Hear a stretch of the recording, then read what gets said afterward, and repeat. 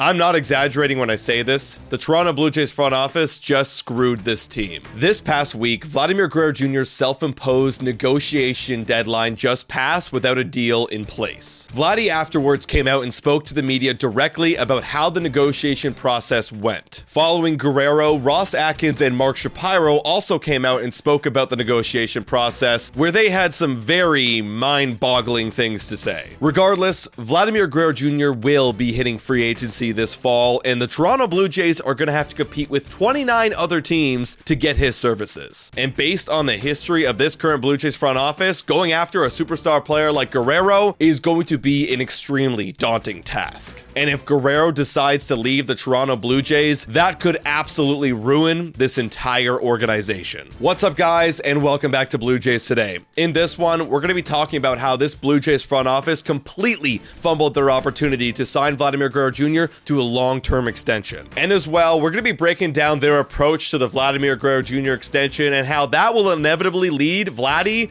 to leave the Blue Jays. Before we get into it, I encourage you guys to hit that like button and subscribe to Blue Jays Today if you enjoy Blue Jays news and content, and also if you're frustrated with this entire process. So first off, how close were the Blue Jays actually to getting Vladimir Guerrero Jr. on an extension, and what do the numbers look like? In terms of the exact numbers, we have no idea. Vladdy said they had their numbers, I had my numbers. In terms of how close those numbers were, well, we actually received some very different answers. Vladdy, when asked if the Blue Jays were close in the negotiations, he simply said no. However, Ross Atkins shortly after came out with a very different answer. Ross said, "It just depends on how you define close. That's too big of a word to talk specifically about," replied Atkins. "I'm not comfortable talking about numbers." So there you have it, folks. Ross Atkins thinks the word close is too big of a word, and that's your general manager. But seriously, it's clear that that question was too complicated for Ross Atkins and that the details of this negotiation are very complex, but I think we can read between the lines here. It's obvious Ross Atkins didn't want to admit that they weren't close. And as for Mark Shapiro, well, he simply doesn't believe in the word close. He said, "There's no such thing as close or not close, there's done or not done." Which I guess actually kind of makes sense. It's either done or it's not done, but regardless, the Blue Jays weren't close at all to getting Vladimir Guerrero Jr. Now, obviously, we don't know the numbers, but one thing is for certain here. They're already experiencing problems negotiating a contract, and what is that going to look like when they go to free agency and there's 29 other teams in play for Vladimir Guerrero Jr.? The Blue Jays talk a lot about their valuations of players, and they have evaluations of Vladimir Guerrero Jr., but are they really seeing ahead and seeing that this upcoming fall,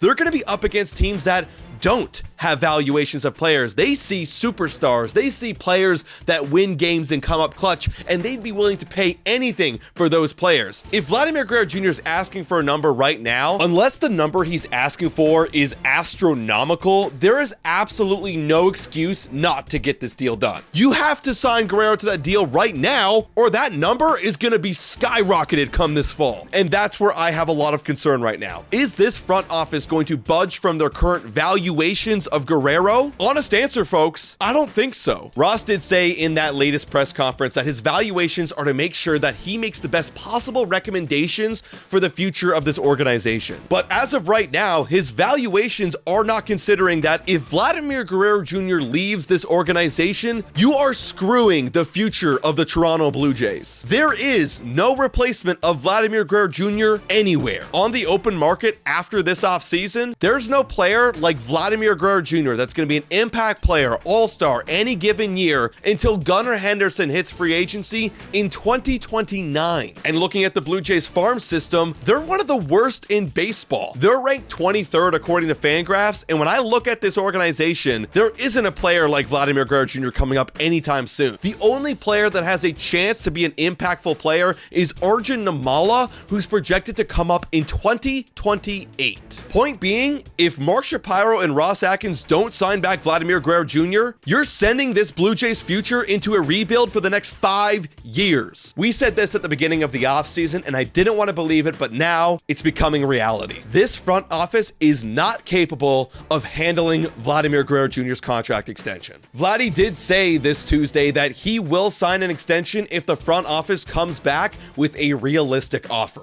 But let's be realistic ourselves. Hell would freeze over before that happens. Hey guys, time for a quick shout out to the sponsor of this video. Hit your picks and knock it out of the park with Betway. Scan the QR code down below or click the link in the description to join the action. Available in Ontario only, must be 19 years older to participate, and guys, please bet responsibly. Now, back to the content. Blue Jay fans, the way things are shaping up is that unless this front office is removed or they have a sudden change in their valuations of Vladimir Guerrero Jr., this will be the final year that we see Vladdy in Blue Jays blue. Part of me is still holding out hope that there will be a sudden change in valuations, or we come to see the light and we compete against Steve Cohen and we get Vladdy back as a Blue Jay long term. But I have to admit, that is wishful thinking, and there will always be wishful thinking. I will probably be wishful thinking all season long that will happen, but I have to realize the truth. This front office is ruining the Toronto Blue Jays. Guys, you let me know your thoughts in the comments down below.